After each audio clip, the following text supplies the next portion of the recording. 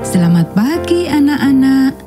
Kita akan belajar firman Tuhan melalui buku renungan pagi anak, Identitas.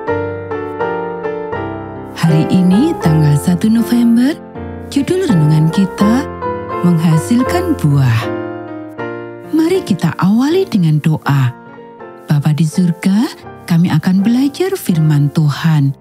Tolong kami supaya kami dapat memahami firman Tuhan.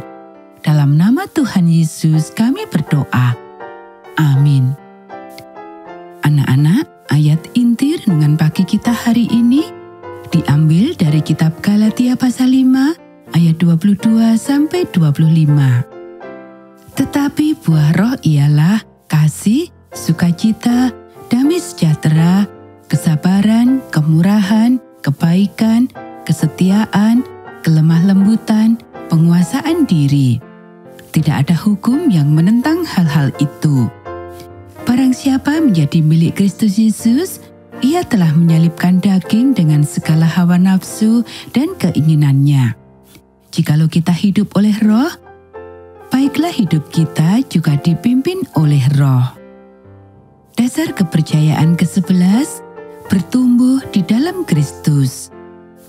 Kemenangan Yesus memberi kita kemenangan atas kuasa-kuasa jahat yang masih berusaha untuk mengendalikan kita saat kita berjalan bersamanya dalam damai sejahtera, sukacita, dan jaminan kasih-Nya.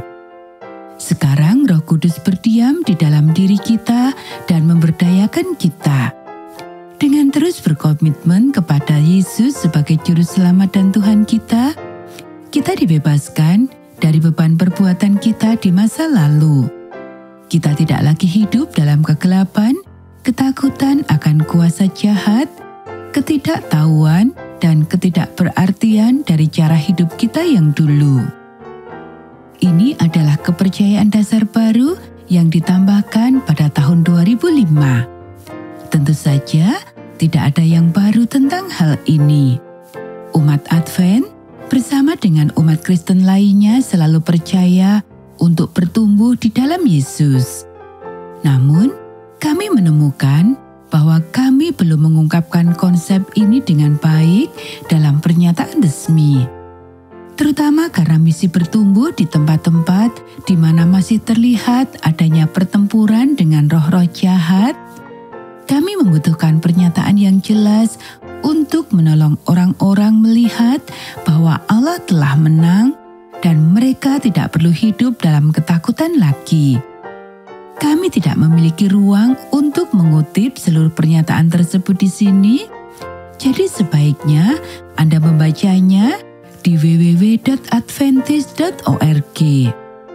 Dengan cara yang sangat nyata, kepercayaan ini yang akan kita bahas dalam 3 renungan berikutnya menggambarkan detail-detail pengudusan, bagaimana kita belajar untuk terus-menerus terhubung dengan Yesus melalui Roh Kudus. Langkah pertama, seperti halnya pertobatan dan pembenaran, adalah menerima anugerah itu dan mengucapkan terima kasih. Sangatlah penting bagi kita untuk tidak memiliki pemikiran yang keliru bahwa pembenaran adalah pekerjaan Allah dan pengudusan adalah pekerjaan kita.